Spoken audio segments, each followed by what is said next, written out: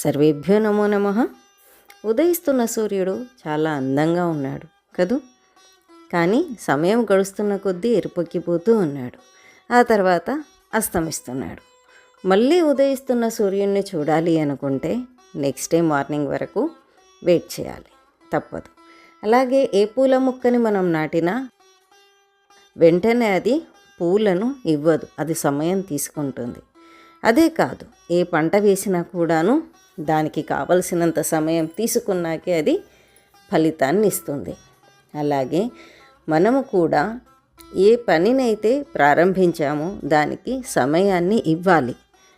ఆ సమయం వచ్చేంత వరకు మనం వెయిట్ చేయాలి, అప్పుడే అది ప్రతిఫలాన్ని ఇస్తుంది. కాబట్టి వస్తుందో రాదో, చేస్తానో లేదో అన్న భయాలను పక్కన పెట్టేసి మన పనిని మనం ప్రారంభిద్దాము, దానికి సమయాన్ని ఇద్దాము, ప్రతిఫలించేంత వరకు పరిశ్రమ చేస్తూనే ఉందాము. ధన్యవాదాలు.